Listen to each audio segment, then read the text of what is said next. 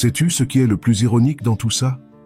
Tu passes la moitié de ta vie à essayer de t'intégrer, à rester là où on ne te valorise pas, à supporter ce que tu ne devrais pas. Et il s'avère que ton véritable pouvoir a toujours été de partir. Oui, de t'en aller. Ça semble simple, non? Mais je te parie ce que tu veux que ça te coûte énormément de le faire. La philosophie stoïcienne le disait déjà il y a plus de 2000 ans. Tu ne contrôles pas ce que font les autres, mais tu contrôles tes décisions. Et partir est la décision la plus puissante qui existe, même si ton cerveau te fait croire le contraire. Aujourd'hui, nous allons déconstruire ce mensonge qu'on t'a vendu sur la loyauté, l'endurance et le « ça va s'améliorer ». Je vais te donner 10 raisons brutalement honnêtes pour lesquelles partir est ta plus grande arme. Mais attention, la numéro 7 te fera probablement reconsidérer toute ta vie. Reste jusqu'à la fin car cette raison est celle que personne n'ose te dire. Mais avant de commencer, si tu trouves ces vidéos utiles, je t'encourage à t'abonner et à activer les notifications pour rester informé des dernières nouveautés. Commençons. Leçon 1. Reconnais ta cage invisible. Sais-tu quelle est la différence entre un oiseau en cage et toi? C'est que l'oiseau sait qu'il est enfermé. Toi, en revanche, tu passes des années à te convaincre que cette cage dorée où tu vis est exactement l'endroit où tu veux être. Et le pire n'est pas que tu le crois, c'est que tu défends tes barreaux comme s'ils étaient des trophées. Écoute, nous vivons tous avec des chaînes. La beauté de la chose, c'est que les plus lourdes ne sont pas celles que tu peux voir. Je ne parle pas de menottes ou de murs de pierre. Je parle de celles qui t'attachent sans faire de bruit. Le salaire que tu ne peux pas perdre, même s'il te tue de l'intérieur. La relation que tu maintiens pour les apparences, mais pas pour ton bonheur. L'endroit où tu vis parce que tu y as toujours été. Elles sont invisibles, mais elles te retiennent plus fermement qu'un nœud marin. Et voilà ce qui est fou. Tu t'es tellement habitué à elles que tu ne les sens même plus. C'est comme quand tu portes des chaussures serrées toute la journée et qu'à la fin tu ne remarques même plus la douleur. Tu t'adaptes, tu survives. Mais vraiment vivre, c'est une autre histoire. Pense à cette chaise sur laquelle tu t'assois chaque matin. Tu connais chaque centimètre d'elle, chaque fissure dans le dossier, le son exact qu'elle fait quand tu te lèves. Elle est confortable, n'est-ce pas? Eh bien, ce confort est le piège le plus élaboré qui existe. Parce que le familier, même s'il est médiocre, semble sûr. Et le sûr, même s'il te vole ta vie, semble meilleur que l'incertain. Rester où tu es ne demande pas de courage. Cela demande seulement de l'inertie. Et l'inertie, même une pierre qui roule en a. Les stoïciens le savaient déjà. Ce n'est pas le monde extérieur qui t'emprisonne, mais ton incapacité à le voir tel qu'il est et à agir en conséquence. Parlons maintenant de cette peur qui se déguise aussi, celle qui apparaît comme responsabilité, comme « je ne peux pas décevoir les gens », comme « j'ai des obligations ». Comme c'est pratique, non?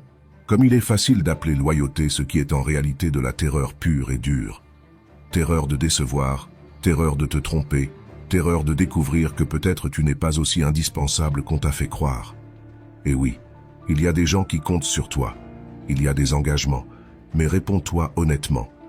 Combien de ces engagements les as-tu pris librement et combien t'ont-ils été imposés sans que tu t'en rendes compte? Combien de fois as-tu dit oui quand tu voulais crier non?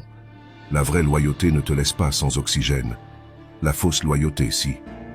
Alors, qu'est-ce qui te retient vraiment? Parce que si tu grattes un peu sous toutes ces excuses parfaitement raisonnables, tu trouves la même chose. La peur. Peur que tout s'effondre si tu bouges. Peur qu'il découvre que tu n'es pas si nécessaire.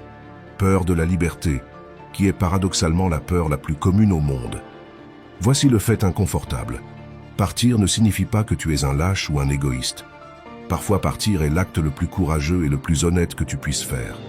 Parce que rester par inertie, par culpabilité ou par peur ne rend service à personne, ni à toi ni à ceux qui t'entourent. À quoi sert d'être présent si tu es absent en même temps? Regarde tes cages avec d'autres yeux.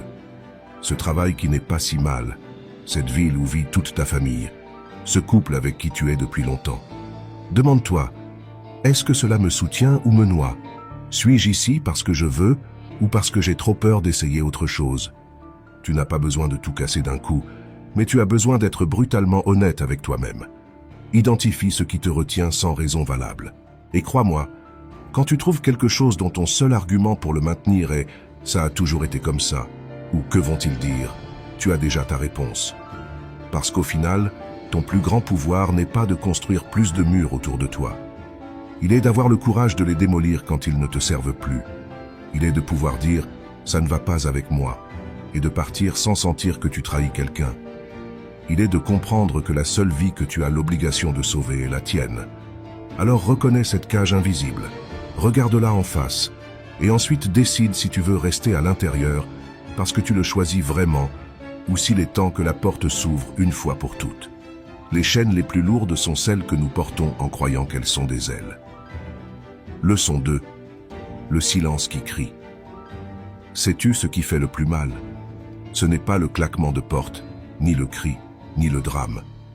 Ce qui laisse vraiment une trace, c'est quand quelqu'un part sans faire de bruit, quand il n'est simplement plus là, et point final.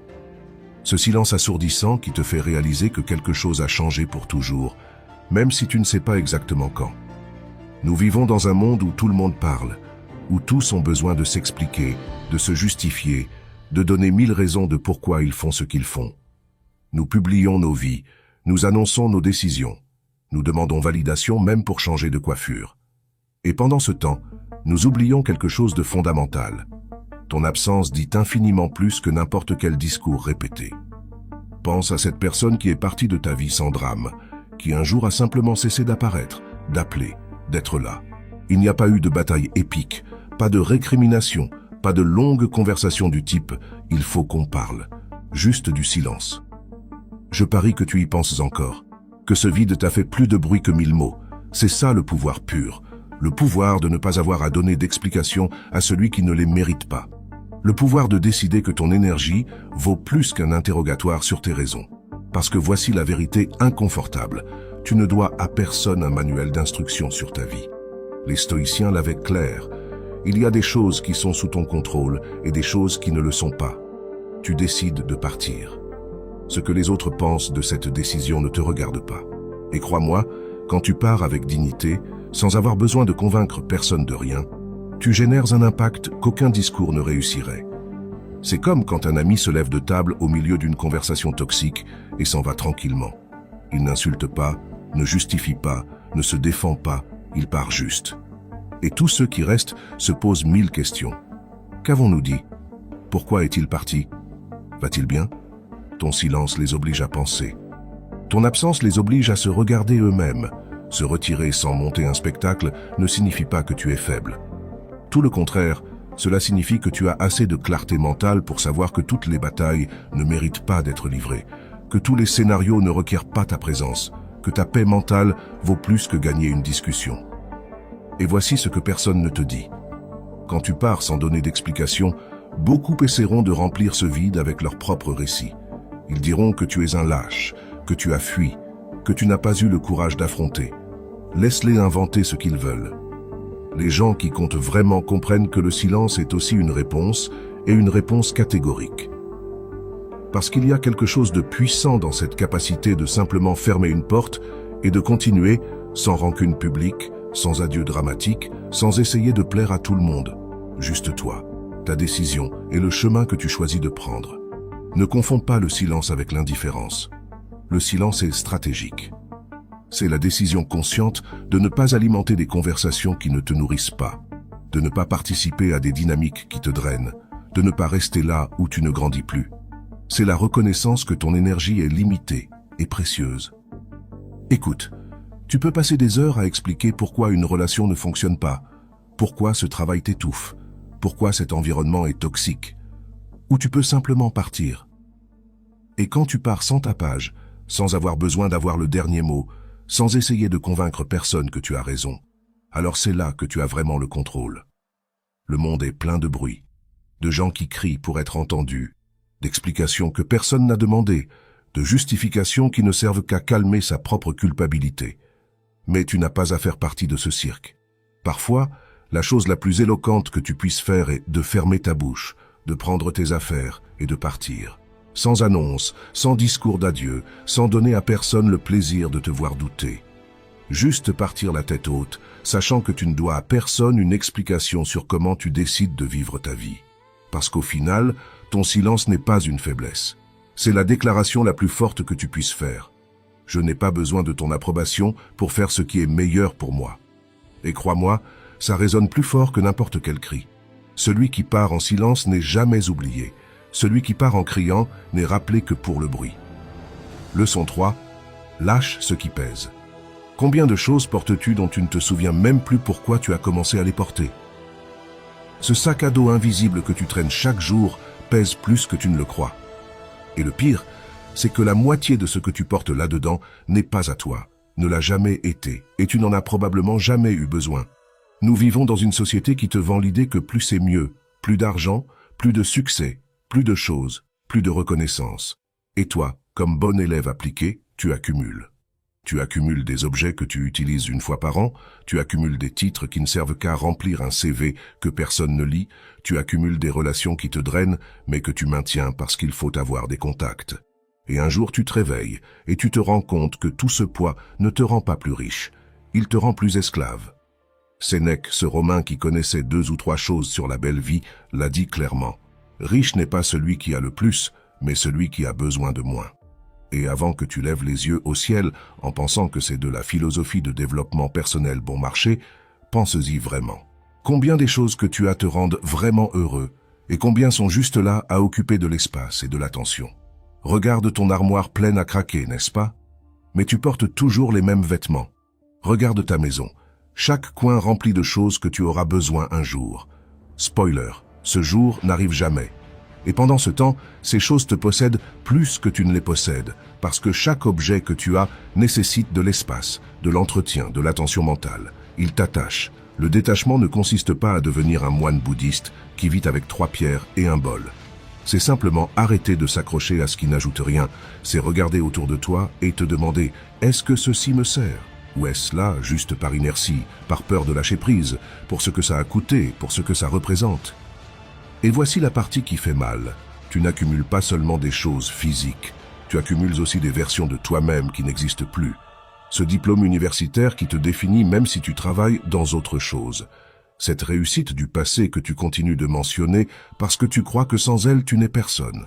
Cette identité que tu as construite il y a des années et qui maintenant te va comme un costume 3 tailles trop petit. Les stoïciens comprenaient cela mieux que quiconque. Ta valeur n'est pas dans ce que tu as ni dans ce que tu as accompli. Elle est dans qui tu es quand on t'enlève tout ça. Et si l'idée de le perdre te terrifie, alors tu ne le possèdes pas, c'est lui qui te possède. Pense à un arbre en automne. Il lâche ses feuilles sans drame, sans s'y accrocher en criant « Mais ça m'a coûté tellement de les faire pousser ». Il les lâche parce qu'il sait que s'il ne le fait pas, il ne survivra pas à l'hiver. Tu as besoin de faire la même chose. Lâcher ce qui a déjà rempli sa fonction, lâcher ce qui te pèse, lâcher ce que tu ne maintiens que par orgueil ou par peur. Pratique le renoncement volontaire. N'attends pas que la vie t'oblige à lâcher prise. Fais-le toi d'abord. Offre ces vêtements que tu ne portes pas.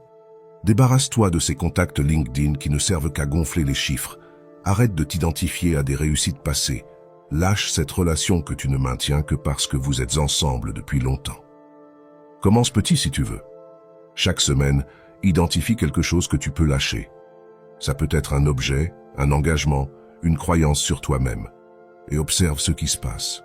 Observe comment, paradoxalement, moins tu as, plus tu te sens libre. Parce que voici le truc que personne ne te dit. Le pouvoir de partir, de changer, de te réinventer nécessite que tu voyages léger.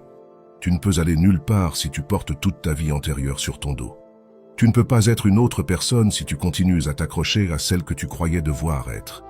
Ton identité ne dépend pas du succès que tu as eu, de l'argent que tu as gagné, des choses que tu as achetées ou de l'image que tu as projetée. Elle dépend de ta capacité à continuer, même quand tout ça disparaît. Et crois-moi, tout ça est temporaire. La seule chose permanente, c'est toi, nu de titres et de possessions. Alors lâche.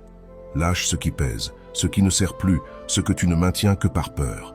Libère-toi du besoin d'accumuler pour te sentir précieux.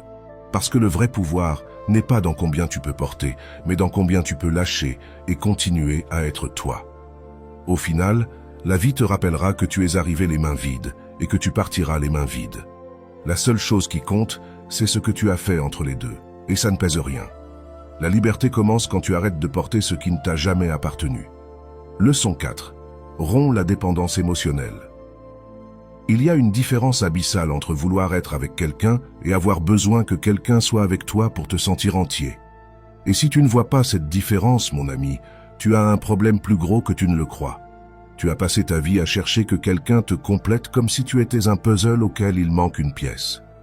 Tu tombes amoureux, tu te donnes, tu te dilues dans l'autre en espérant qu'il remplira ce vide que tu portes depuis toujours. Et quand cette personne s'en va, ou ne te donne simplement pas ce que tu attendais, tu t'effondres, parce que sans elle, sans son attention, sans son approbation, tu ne sais pas qui tu es. Ce n'est pas de l'amour, c'est de la dépendance déguisée en romantisme, et le pire, c'est qu'on la vend comme quelque chose de beau. Je ne peux pas vivre sans toi. Tu es mon autre moitié. Tu me complètes. Comme tout ça sonne bien, jusqu'à ce que tu réalises que tu admets que sans une autre personne, tu n'es personne. Vraiment aimer, c'est autre chose. C'est choisir d'être avec quelqu'un parce qu'il t'ajoute quelque chose, pas parce qu'il te sauve. C'est profiter de sa compagnie sans que ta stabilité émotionnelle dépende de sa réponse à tes messages. C'est pouvoir être seul sans sentir qu'il te manque quelque chose de fondamental. Parce que si tu ne peux fonctionner que quand quelqu'un d'autre te soutient, alors tu n'es pas libre. Tu es un otage émotionnel. Et ce n'est pas seulement dans les relations de couple. Regarde comment tu vis en attendant l'approbation des autres. Combien de décisions prends-tu en pensant à ce qu'ils vont dire? Combien de fois te mords-tu la langue parce que tu ne veux pas déplaire? Combien de fausses versions de toi-même exhibes-tu selon le public que tu as devant toi? Tout par cette peur maladive de ne pas être validé, de ne pas être accepté, de ne pas être suffisant pour les autres. C'est épuisant, n'est-ce pas? Vivre comme un caméléon social qui change de couleur selon qui le regarde, publier quelque chose et devenir obsédé par les likes. Dire oui quand tu veux dire non. Maintenir des relations toxiques parce que le rejet te terrifie plus que la misère. Les stoïciens le savaient déjà. La seule approbation dont tu as besoin est la tienne. Le reste, c'est du bruit. Mais tu as passé tellement de temps à syntoniser ce bruit que tu as oublié comment sonne ta propre voix. Tu as perdu ta boussole intérieure et maintenant tu navigues dans la vie selon ce que les autres te disent que tu devrais faire, ressentir ou être. Récupérer cette boussole n'est pas facile, mais c'est possible. Commence par te demander « Qu'est-ce que je veux vraiment, moi ?» Pas ton partenaire, pas tes parents, pas tes amis, pas tes followers. Toi. Assieds-toi avec toi-même, avec ce silence inconfortable que tu évites tant, et écoute. Tu vas trouver des réponses qui ne te plairont pas. Tu vas découvrir que tu as passé des années à vivre la vie que les autres attendent de toi. Apprends à être seul sans te sentir vide. Et je ne parle pas de t'isoler comme un ermite. Je parle de profiter de ta propre compagnie, d'aller au cinéma seul, de dîner seul, d'exister seul sans que ça te provoque de l'anxiété. Parce que si tu ne peux pas être bien avec toi-même, comment prétends-tu être bien avec quelqu'un d'autre? Arrête de demander la permission d'être qui tu es. Arrête d'avoir besoin de validation constante pour te sentir précieux. Comprends que tu es complet tel que tu es, avec tes défauts, tes bizarreries, tes contradictions. Tu n'as pas besoin que quelqu'un te le confirme. Tu n'as pas besoin d'applaudissements pour avoir de la valeur. Et oui, cela implique des risques. Cela implique que certaines personnes s'éloignent quand tu cesseras d'être ce qu'elles attendaient. Cela implique que tu perdes des relations qui ne fonctionnaient que parce que tu t'annulais. Cela implique une solitude momentanée. Mais je préfère cette solitude authentique à être entouré de gens qui n'aiment que la fausse version de moi. Romps cette chaîne. Commence à prendre des décisions depuis ton centre, pas depuis la peur de l'abandon ou du rejet. Apprends à dire « ça ne va pas avec moi » sans t'excuser. Permets-toi de te tromper sans avoir besoin que quelqu'un te dise qu'il est normal de se tromper. Construis une relation avec toi-même si solide que l'absence des autres ne te détruit pas. Parce que voici la vérité qui fait mal. Personne ne va te sauver. Ni ton partenaire parfait, ni ton meilleur ami, ni le travail de tes rêves. La seule personne qui peut te compléter, c'est toi. Et tant que tu ne le comprends pas, tu continueras à te traîner de relation en relation, de validation en validation, cherchant dehors ce que tu ne peux faire qu'à l'intérieur. Partir, recommencer, changer de cap n'est possible que quand tu ne dépends émotionnellement de personne ni de rien. Quand tu sais que, quoi qu'il arrive, tu iras bien, parce que tu t'as toi. Et ça, mon ami, c'est la vraie liberté. Quand tu apprends à être complet seul, tu arrêtes de mendier des miettes émotionnelles déguisées en amour. Leçon 5. Protège ta paix intérieure. Dis-moi une chose, combien vaut ta paix mentale? Et ne me réponds pas avec de belles phrases, réponds avec des faits. Parce que si tu la valorisais vraiment, Tu ne permettrais pas à la moitié de l'humanité d'entrer dans ta vie comme si c'était un parc d'attractions à portes ouvertes. Ta tranquillité est la seule chose qui t'appartient vraiment dans ce monde de fous. Et pourtant, tu la donnes comme si c'était des bonbons à Halloween. Tu laisses n'importe qui arriver, désarmer ton centre, te provoquer, te faire sortir de tes gonds, te voler le calme qu'il t'a tant coûté de construire. Et après tu te demandes pourquoi tu vis en état d'alerte permanent comme si tu attendais le prochain coup. La réalité est brutale, mais nécessaire. Il y a des gens qui ne méritent pas l'accès à toi. Peu importe s'ils sont de la famille, s'ils ont une histoire avec toi, s'ils ont été importants à un moment. Si chaque fois qu'ils apparaissent, ils te laissent vide, épuisé, altéré, alors ils ne méritent pas ta présence. Et voici ce qui te coûte de comprendre.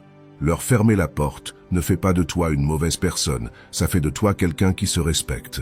Mais toi, tu portes cette culpabilité. Mais c'est mon frère. Mais on travaille ensemble. Mais il a toujours été là. Fantastique.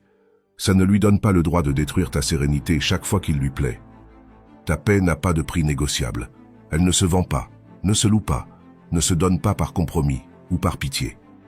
Fermer une porte peut se faire sans claquements théâtraux ni discours dramatiques. Tu arrêtes simplement de l'ouvrir. Tu ne réponds pas à chaque message instantanément. Tu n'es pas disponible pour chaque crise étrangère qui n'est pas ta responsabilité. Tu ne t'expliques pas jusqu'à l'épuisement. Tu te retires simplement avec élégance, avec fermeté, sans culpabilité. Et voici le vrai truc qui sépare ceux qui vivent en paix de ceux qui vivent en guerre constante. Apprendre à ne pas réagir émotionnellement à chaque provocation, parce qu'ils vont te provoquer. La vie est pleine de gens qui ont besoin de te faire sortir de tes gonds pour se sentir mieux avec eux-mêmes. Et si tu leur donnes le plaisir de t'altérer, ils ont déjà gagné. Pense à un lac. Quand il est calme, il reflète tout avec clarté, mais il suffit d'une pierre pour que des ondulations se forment et que tout se déforme. Tu es ce lac, et il y a des personnes qui se consacrent à lancer des pierres juste pour voir comment tu réagis. Ne leur donne pas ce plaisir. Laisse la pierre tomber, couler, disparaître, et toi reste calme. Les stoïciens maîtrisèrent cela comme personne. Ils comprenaient que tu ne peux pas contrôler ce que les autres font ou disent, mais tu peux contrôler comment tu réponds. Et la réponse la plus puissante est souvent de ne pas répondre. C'est rester immobile pendant que le monde autour de toi devient fou. Ça déstabilise n'importe qui. Entraîne-toi à cela. Quand quelqu'un t'envoie ce message dont tu sais qu'il ne cherche qu'à te générer de l'anxiété, respire avant de répondre. Mieux encore, ne réponds pas immédiatement. Laisse passer l'impulsion. Observe comme cette urgence de réagir se dissipe si tu lui donnes du temps. La plupart des batailles se gagnent en n'y participant pas. Établis des limites comme si ta vie en dépendait. Parce qu'elle en dépend. Dis non aux vampires émotionnels qui n'apparaissent que quand ils ont besoin de quelque chose.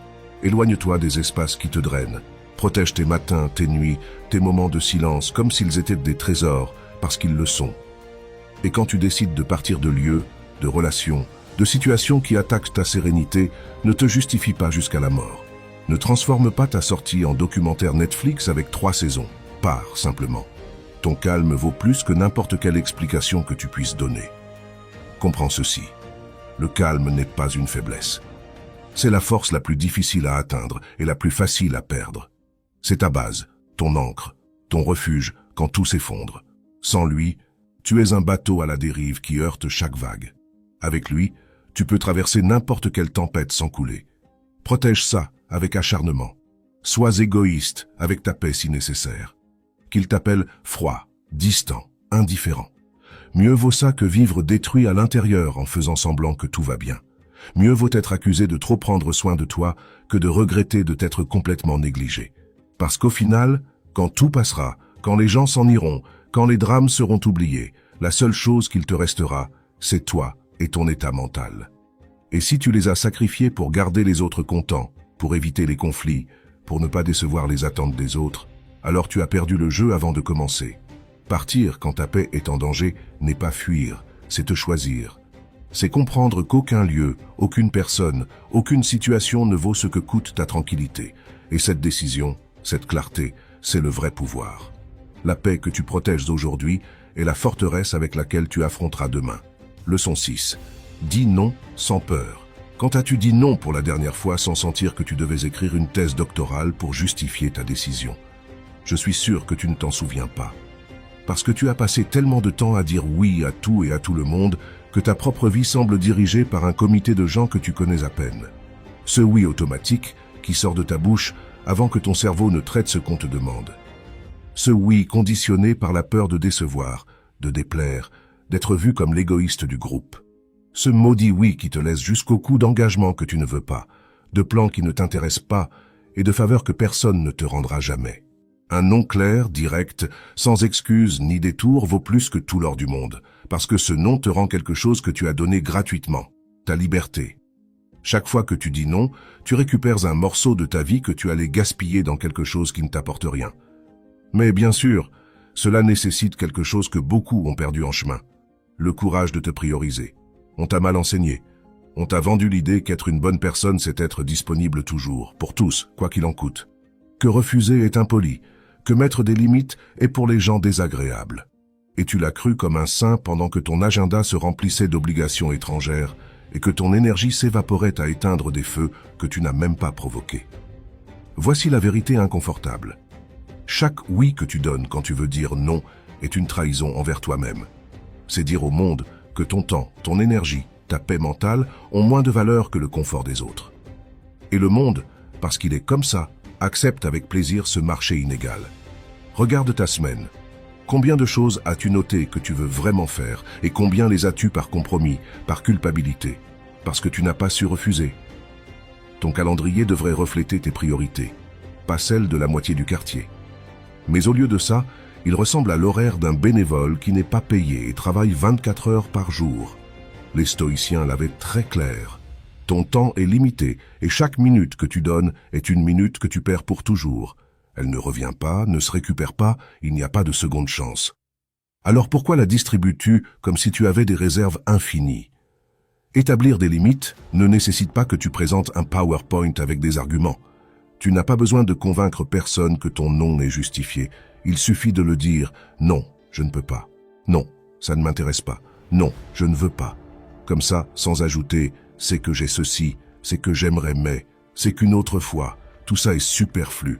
Quand tu commences à te justifier, tu donnes à l'autre personne des munitions pour négocier, pour insister, pour te faire sentir coupable. Ah, mais c'est juste un moment. Mais tu n'as rien de mieux à faire. Oui, mais je compte toujours sur toi. Et tu tombes parce que tu n'as pas été catégorique dès le début. Entraîne ton non. Sérieusement, commence avec de petites choses. Ce rendez-vous qui ne te tente pas. Ce projet supplémentaire au travail qui ne te correspond pas. Cette demande absurde de quelqu'un qui ne te cherche que quand il a besoin de quelque chose. Dis non et supporte le silence inconfortable qui vient après. Supporte le regard de surprise. Supporte qu'il te fasse sentir mal. Et observe comment en réalité il ne se passe rien. Parce qu'il ne se passe rien. Les gens continuent leur vie. Le monde ne s'effondre pas et toi, miraculeusement, tu as plus de temps pour toi, plus d'espace pour respirer, plus d'énergie pour ce qui compte vraiment. Refuser une demande, c'est te choisir toi-même au-dessus des attentes des autres. C'est reconnaître que ton bien-être est aussi important que celui de n'importe qui d'autre. C'est accepter que tu ne peux pas sauver tout le monde sans te noyer toi-même dans le processus. Et si quelqu'un se fâche parce que tu as dit non, ça te dit tout ce que tu as besoin de savoir sur cette relation. S'ils ne te valorisent que quand tu dis oui, alors ils ne t'ont jamais valorisé toi, seulement ta disponibilité. Et crois-moi, ce n'est pas une perte, c'est une faveur que tu t'es faite. Protège ton temps comme s'il était la ressource la plus précieuse que tu aies, parce qu'il l'est. Tu n'en auras pas plus. Il n'y a pas de rechange, pas de plan B. C'est tout ce qu'il y a. Et si tu le gaspilles à satisfaire des gens qui ne feraient pas la même chose pour toi, alors quel est le sens? Partir, recommencer à zéro, changer de cap n'est possible que quand tu apprends à dire non à ce qui te retient. Quand tu cesses d'être le oui automatique de tout le monde et que tu deviens quelqu'un qui sait ce qui mérite ton attention et ce qui ne le mérite pas. Ça, c'est le pouvoir. Le vrai pouvoir. Chaque non que tu dis avec fermeté est un oui que tu te donnes à toi-même. Leçon 7. Abandonne sans amertume. Il y a une énorme différence entre partir d'un endroit et le traîner avec toi pour toujours sous forme de rage. Tu peux changer de ville, de travail, de partenaire, de vie entière. Mais si tu emportes la haine dans ta valise, crois-moi, tu n'es allé nulle part. Le ressentiment est curieux. On te vend que c'est ton droit, ta justice poétique, ta façon de ne pas oublier ce qu'ils t'ont fait, et tu le crois. Tu t'accroches à ce poison en pensant que tu le gardes pour l'autre, alors qu'en réalité c'est toi qui le bois chaque jour. Cette personne qui t'a trahi, qui t'a menti, qui t'a fait mal, dort probablement comme un bébé pendant que toi tu continues à mâcher la rancune des années après. Et sais-tu ce qui est le pire? C'est que pendant que tu portes cette amertume, tu restes enchaîné à ce qui s'est passé. Tu continues à donner du pouvoir à celui qui n'est plus là. Tu continues à laisser cet épisode de ta vie dicter comment tu te sens aujourd'hui. Ce n'est pas de la force, c'est être prisonnier de ton propre ego blessé. Vraiment partir signifie lâcher prise, pas oublier, c'est différent. Pas faire semblant que rien ne s'est passé, mais arrêter de porter le sac à dos plein de pierres qui ne fait que te couler. Parce que ce poids ne dérange pas celui qui te l'a causé, il ne fait que te tirer vers le bas. Regarde cette personne qui rompt avec quelqu'un et passe des mois, voire des années, à parler de comment ils l'ont maltraité, publiant des indirects, montant des drames, cherchant des alliés dans sa guerre personnelle. Qu'obtient-elle? Rien, seulement prolonger la souffrance, seulement démontrer qu'elle n'a rien fermé, qu'elle reste attachée à cette histoire comme si c'était son identité. Comprendre ne signifie pas justifier. Tu peux comprendre que quelqu'un t'a fait mal depuis ses propres blessures, sans avoir à pardonner ni à refaire confiance. Les stoïciens maîtrisèrent cela. Accepter que les choses se sont passées comme elles devaient se passer, sans ajouter des couches interminables de dramatisme. Pas parce que ce qui s'est passé est bien, mais parce que continuer à lutter contre le passé est aussi utile que se battre contre un mur. La vengeance est tentante, je sais. Cette pensée de « un jour il verra ce que je vaux ». La vie lui fera payer ce qu'il m'a fait. J'attendrai qu'il aille mal pour me sentir mieux. Quelle perte de temps monumentale. Pendant que tu attends ce moment de justice cosmique, tu offres ton présent à quelqu'un qui ne pense même pas à toi. Partir sans amertume n'est pas pour les faibles, c'est pour les personnes qui comprennent que leur paix vaut plus que n'importe quelle revanche, que leur avenir importe plus que punir éternellement le passé, que leur énergie est trop précieuse pour la gaspiller dans des haines qui ne font que les consumer eux-mêmes. Quand tu décides de partir de n'importe où, fais-le proprement. Ne dis pas au revoir en lançant des bombes. Ne détruis pas tout sur ton passage, juste pour montrer que tu es blessé. Ne transforme pas ta sortie en spectacle de reproches et d'accusations. Pars simplement. Reconnais ce que tu as appris, accepte ce qui a fait mal et marche vers l'avant sans regarder en arrière toutes les 5 minutes. Pratique le détachement émotionnel de ce qui est déjà terminé. Ça semble difficile, et ça l'est, mais c'est possible. Chaque fois que tu te surprends à alimenter la rancune, demande-toi, est-ce que ceci me sert à quelque chose ou est-ce que ça me détruit seulement? C'est presque toujours la deuxième option. Arrête de repasser les conversations passées en cherchant ce que tu aurais pu dire mieux. Arrête d'imaginer des scénarios où tu gagnes la discussion que tu as déjà perdue. Arrête de construire des versions fictives de vengeance dans ta tête. Tout ça ne fait que garder vivant quelque chose qui devrait être mort et enterré. La vraie maturité se voit quand tu peux parler de ce qui t'a brisé sans que ta voix se casse de rage, quand tu peux nommer celui qui t'a blessé sans que ton estomac se crispe.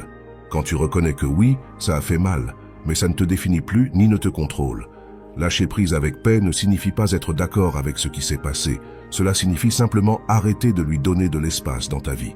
Cela signifie accepter qu'il y a eu de l'injustice, qu'il y a eu de la douleur, que quelqu'un s'est mal comporté avec toi, et malgré tout décider que ça ne va plus déterminer ton état d'esprit d'aujourd'hui. Parce que tu peux avoir raison et rester misérable. Tu peux avoir été la victime et rester piégé dans ce rôle pour toujours. Ou tu peux décider que même s'ils t'ont fait mal, ce mal ne va pas devenir ton identité permanente. Au final, partir sans amertume est le plus grand cadeau que tu puisses te faire. C'est te libérer non seulement du lieu ou de la personne, mais de la charge émotionnelle qui t'empêchait d'avancer. C'est comprendre que le vrai pouvoir n'est pas de punir les autres, mais de ne pas permettre que ce qu'ils ont fait continue à t'empoisonner. Pars léger, pars en paix, pars en sachant que ce qui s'est passé ne te tient plus. Ça, c'est la liberté. La vengeance t'attache au passé. La paix te libère vers l'avenir. Leçon 8. Détruis l'illusion de l'inévitable. Combien de fois par jour répètes-tu « je n'ai pas le choix » comme si tu étais un personnage de tragédie grecque piégé dans un destin inévitable, comme si les circonstances t'avaient choisi au doigt pour souffrir et qu'il ne restait plus qu'à accepter avec résignation. Laisse-moi ruiner ton excuse, tu as des choix. Seulement, aucun ne te plaît assez pour te bouger de ta place. Cette phrase magique de « je n'ai pas le choix » est le mensonge le plus confortable que tu te racontes, parce que pendant que tu la répètes, tu n'as rien à faire. Tu n'as pas à affronter des décisions difficiles, tu n'as pas à assumer des risques. Tu restes simplement où tu es en blâmant la vie, les circonstances, la malchance, N'importe qui sauf toi-même. Bien sûr que tu as des choix, il y en a toujours. Ce qui se passe, c'est que les vraies alternatives ne viennent pas emballées dans du papier cadeau avec un joli nœud. Elles viennent avec de l'incertitude, avec de la peur, avec la possibilité de te tromper. Et ça te paralyse plus que n'importe quelle chaîne physique. Tu restes dans ce travail qui te vide parce que tu as besoin d'argent. Tu restes dans cette relation qui t'asphyxie parce que vous êtes ensemble depuis longtemps. Tu restes dans cette ville que tu détestes parce que toute ta vie est ici. Toutes des excuses valables jusqu'à ce que tu réalises que ce ne sont que des murs que tu as toi-même construits pour ne pas avoir à sortir de ta zone de confort. Pense à un oiseau né en cage. Tu lui ouvres la porte et il ne sort pas, parce que tout ce qu'il connaît, c'est cet espace réduit. Le monde extérieur le terrifie. Il préfère la sécurité des barreaux qu'il connaît au risque de la liberté qu'il ne connaît pas. Tu es cet oiseau. Et la différence, c'est que tu as la capacité de raisonner, de questionner, de décider consciemment si tu veux voler ou rester là à regarder la porte ouverte. Les stoïciens insistaient beaucoup là-dessus. Distingue entre ce qui est sous ton contrôle et ce qui ne l'est pas. Et surprise, tes décisions sont toujours sous ton contrôle. Même si tu n'aimes pas les options, même si toutes semblent terribles, même si aucune n'est parfaite. Rester ou partir est toujours ton choix. Oui, chercher des alternatives demande du travail. Cela nécessite que tu bouges, que tu enquêtes, que tu oses imaginer des scénarios différents. Cela nécessite que tu sortes de ce pilote automatique dans lequel tu vis parce qu'il est plus facile de dire « c'est comme ça » que de te mettre à explorer ce qu'il pourrait y avoir d'autre. Demande-toi sérieusement, que se passerait-il si tu quittais ce travail? Mourrais-tu vraiment de faim ou devrais-tu simplement ajuster ton niveau de vie? Que se passerait-il si tu mettais fin à cette relation? Serais-tu vraiment seul pour toujours ou aurais-tu simplement de l'espace pour trouver quelque chose de mieux? Que se passerait-il si tu déménageais? Perdrais-tu contact avec tout le monde ou découvrirais-tu qui compte vraiment? Les réponses à ces questions ne sont presque jamais aussi catastrophiques que tu les peins dans ta tête. Mais tant que tu ne les explores pas, tant que tu ne les mets pas sur la table, tu resteras piégé dans ton récit de victime des circonstances. Le changement fait peur. C'est indéniable. Il fait peur parce qu'il implique de lâcher le connu pour l'inconnu. Il fait peur parce qu'il n'y a pas de garantie. Il fait peur parce que tu peux échouer. Mais rester où tu es par peur n'a pas de garantie non plus. Il a seulement la certitude que tu resteras aussi insatisfait que maintenant. Et voici ce que personne ne te dit. La peur du changement est pire que le changement lui-même. Tu passes des années à imaginer à quel point ce serait horrible de faire le pas, alors qu'en réalité, une fois que tu le fais, tu découvres que tu survives, que tu t'adaptes, que tu trouves des ressources que tu ne savais même pas avoir. La liberté profonde qui vient après avoir rompu avec ce qui t'emprisonne n'a pas de prix. Cette sensation de « j'ai finalement fait quelque chose pour moi » vaut chaque moment d'incertitude que tu as traversé. Mais tu dois oser d'abord. Ta cage mentale est ouverte, elle l'a toujours été. La porte n'a pas de cadenas, il n'y a pas de gardien t'empêchant de sortir. Il n'y a que toi regardant vers l'extérieur, inventant 1000 raisons pour lesquelles tu ne peux pas partir. Alors que la vérité est que tu n'oses simplement pas. Arrête de romantiser ta prison. Arrête de te convaincre que tu es piégé alors qu'en réalité, tu es juste à l'aise avec ton inconfort. Arrête de répéter « je n'ai pas le choix » quand ce que tu veux vraiment dire c'est « j'ai peur de choisir différemment ». Explore tes alternatives, même si elles sont imparfaites, même si elles font peur, même si elles impliquent de recommencer à zéro. Parce que vivre une vie que tu n'as pas choisie par lâcheté est bien pire que de risquer de vivre une que tu as toi-même conçue. Au final, la seule personne qui peut t'ouvrir les yeux et te faire voir que tu as le pouvoir de partir, c'est toi. Personne ne viendra te sauver. Personne ne prendra la décision pour toi.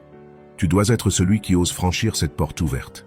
Partir est ton plus grand pouvoir parce que ça démontre que rien ni personne ne peut te retenir contre ta volonté, que tu décides où être et où ne pas être, que ta vie est à toi. Maintenant, il te reste juste à y croire vraiment et à agir en conséquence. La cage n'existe que tant que tu crois que tu ne peux pas en sortir. Leçon 9. Deviens ta priorité. À quel moment as-tu décidé que tout le monde méritait ta loyauté sauf toi?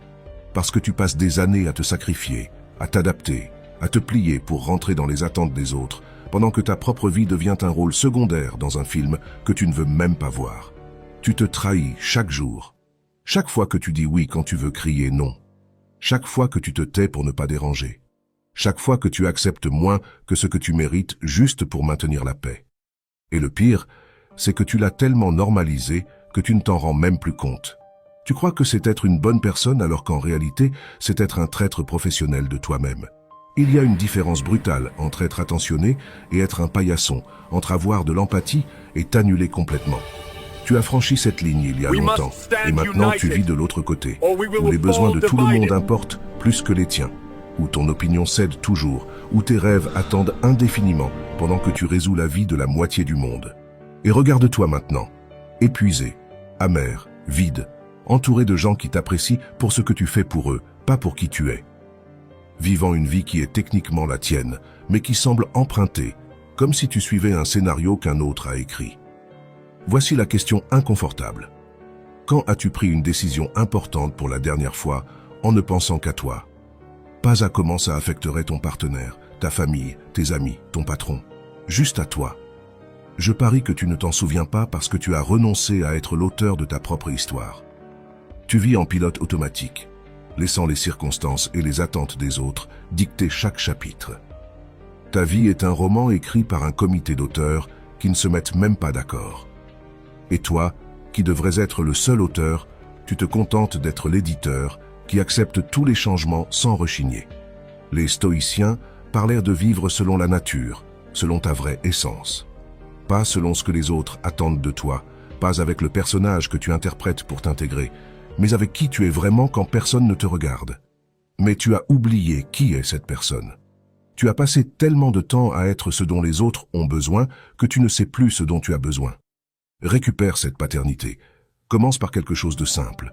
Identifie une petite décision que tu as reportée parce que ce n'est pas le moment ou parce qu'elle affecterait les autres. Prends-la aujourd'hui sans demander la permission, sans négocier avec la moitié de la planète, sans avoir besoin que tout le monde soit d'accord. Fais-le simplement parce que tu l'as décidé. Observe ce qui se passe. Probablement moins que ce que tu crains. Les gens s'adaptent, le monde continue de tourner, et toi tu découvres que oui, tu peux choisir sans que tout s'effondre, que ta voix compte, que ton jugement vaut quelque chose. Du conformisme à l'autodétermination, il y a un chemin que beaucoup ne parcourent jamais. Ils restent coincés dans « c'est comme ça ». Je ne peux rien changer. C'est ainsi que sont les choses. Des mensonges confortables qui t'évitent d'avoir à te responsabiliser de ta propre existence, parce que te rendre responsable de ta vie fait peur. Ça signifie que tu ne peux plus blâmer personne d'autre si ça tourne mal. Ça signifie que tu dois assumer les conséquences de tes choix. Ça signifie sortir de ce rôle de victime qui, bien que douloureux, est au moins familier. Devenir ta priorité ne signifie pas devenir un égoïste qui se fiche de tout le monde. Ça signifie simplement t'inclure dans l'équation, arrêter d'être le dernier de la liste, comprendre que tu ne peux pas donner depuis le vide, que si tu es détruit, tu ne sers à personne. Demande-toi chaque jour, de quoi ai-je besoin aujourd'hui? Qu'est-ce que je veux vraiment? Cette décision me rapproche-t-elle de la vie que je désire ou m'en éloigne-t-elle? Et agis en conséquence, même si ça dérange, même si tu déçois, même si certains ne comprennent pas.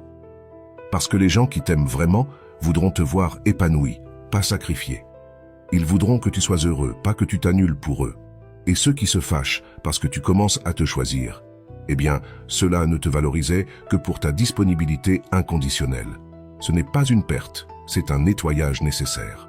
Ton pouvoir renaît au moment exact où tu décides que ta vie t'appartient, que personne d'autre ne va vivre les conséquences de tes décisions, donc personne d'autre n'a le droit de les prendre pour toi. Que tu mérites autant que n'importe qui l'opportunité de construire quelque chose qui en vaut la peine. Partir de ce qui ne te sert pas, de qui ne te valorise pas, d'où tu ne grandis pas, n'est possible que quand tu deviens ta propre priorité.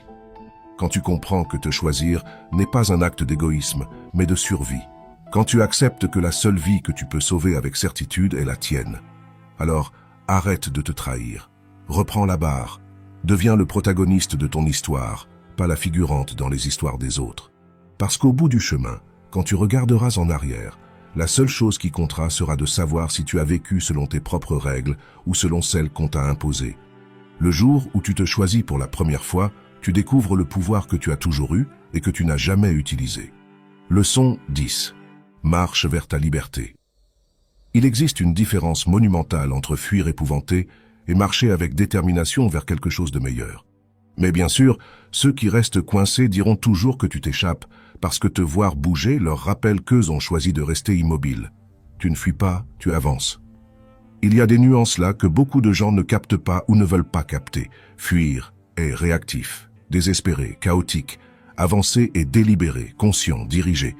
Quand tu décides de partir vers ta liberté, tu ne cours pas terrifié de quelque chose. Tu marches avec intention vers qui tu veux vraiment être. Chaque pas que tu fais dans cette direction compte. Tu n'as pas besoin de gestes épiques, ni de changements radicaux du jour au lendemain. Il suffit de te déplacer d'1 millimètre chaque jour vers cette version authentique de toi que tu as cachée sous des couches de conformisme et de peur. Parce que l'authenticité n'est pas une destination où tu arrives d'un coup, c'est un chemin que tu parcours pas à pas. Regarde autour de toi, combien de la vie que tu mènes est vraiment la tienne et combien la vis-tu par inertie ou par obligation. Ce travail qui maintient les apparences, ces amitiés que tu nourris seulement parce qu'elles ont toujours été là, ces engagements que tu as pris il y a des années et qui n'ont plus de sens, tout ça est du poids mort qui t'empêche de marcher léger. Les stoïciens l'avaient clair. La vertu est de vivre conforme à ta nature, pas conforme aux attentes sociales. Et ta nature demande authenticité, cohérence, liberté. Mais tu l'as enterré sous des tonnes de « je devrais »,« je dois », « que diront-ils » et maintenant il te coûte même de la reconnaître. Récupérer cette authenticité nécessite du courage. Pas le courage des héros de film, le courage quotidien d'agir malgré la peur, de faire le pas même si tout tremble, de dire « ça ne va pas avec moi », en sachant qu'il y aura des conséquences. Parce que le courage sans action n'est que fantasme. C'est rêver éveillé d'une vie différente pendant que tu continues à faire exactement la même chose. L'action est là où tout se démontre. Tu peux avoir les idées les plus révolutionnaires du monde, les plans les plus brillants, les intentions les plus pures. Mais si tu ne bouges pas, si tu ne fais pas ce premier pas concret, si tu ne convertis pas la pensée en mouvement, tout reste des paroles vides. Commence aujourd'hui. Pas demain, pas lundi, pas quand les planètes s'aligneront. Aujourd'hui. Identifie une chose, une seule, que tu peux faire maintenant, qui te rapproche de cette liberté que tu cherches. Ça peut être envoyer un CV, ça peut être avoir cette conversation inconfortable, ça peut être annuler ce plan dont tu sais que tu ne veux pas. Peu importe la petitesse, ce qui compte, c'est que tu agisses. Et voici quelque chose que peu comprennent. Quand tu as le vrai pouvoir de partir, de t'en aller quand tu veux, ta décision de rester devient infiniment plus précieuse. Parce que tu ne restes plus par peur, par dépendance, par manque d'options. Tu restes parce que tu choisis de rester, et cette différence change tout. Celui qui peut partir mais décide de rester le fait avec un but, avec une conscience pleine qu'il est là par volonté propre, pas par obligation. Et ça lui donne un contrôle sur sa vie que ceux qui se sentent piégés n'expérimentent jamais. Quand tu sais que tu as la clé de la porte, qu'à n'importe quel moment tu peux l'utiliser, chaque jour où tu décides de ne pas le faire est un choix actif. Ce n'est pas de la résignation, c'est de l'intention. Et vivre avec intention au lieu de vivre par inertie fait toute la différence entre exister et vraiment vivre. Mais pour arriver là, tu dois d'abord construire cette capacité de partir. Tu dois développer l'indépendance émotionnelle, économique, mentale, qui te permet de bouger sans que ton monde s'effondre. Tu dois fortifier ton centre jusqu'au point où aucune circonstance externe ne peut te détruire. Travaille sur ton autonomie. Apprends de nouvelles compétences. Construis des réseaux de soutien diversifiés. Épargne. Prends soin de ta santé mentale. Renforce ton estime de toi. Tout ça, ce sont des pas vers ta liberté. Chaque euro économisé, chaque nouvelle compétence acquise, chaque limite établie est un pas de plus vers cette version de toi qui peut choisir sans peur. Et pendant que tu marches, observe comment change ta perspective. Comment ces choses qui avant te semblaient inamovibles apparaissent maintenant comme ce qu'elles sont. Des options que tu peux choisir ou écarter. Comment ces gens que tu croyais indispensables ne le sont finalement pas tant. Comment cet endroit que tu pensais être ton seul refuge n'est qu'un parmi beaucoup de possibles. La liberté n'est pas un lieu, c'est un état d'esprit. C'est savoir que tu peux partir et que si tu décides de rester, c'est parce qu'il y a quelque chose là qui en vaut la peine. Pas parce que tu es piégé, mais parce que tu as choisi d'être présent. Alors marche, un pas à la fois, vers cette version authentique de toi qui attend de l'autre côté de la peur. Vers cette vie que tu as conçue, pas celle que les autres ont conçue pour toi. Vers la liberté qui a toujours été disponible, mais que tu n'as jamais osé réclamer. La vraie liberté n'est pas de pouvoir partir, mais de savoir que tu peux le faire, et malgré tout, choisir de rester. Si tu es arrivé jusqu'ici, écris dans les commentaires « Ton absence vaut plus ». Je t'invite à t'abonner, à activer les notifications et à commenter pour que YouTube reconnaisse que ces vidéos sont utiles pour des personnes comme toi. Cela nous motive à continuer à créer du contenu similaire à l'avenir. Je te suggère de consulter les 2 dernières vidéos que nous te recommandons. Je te remercie sincèrement pour ton temps et ton soutien. On se voit dans notre prochaine aventure.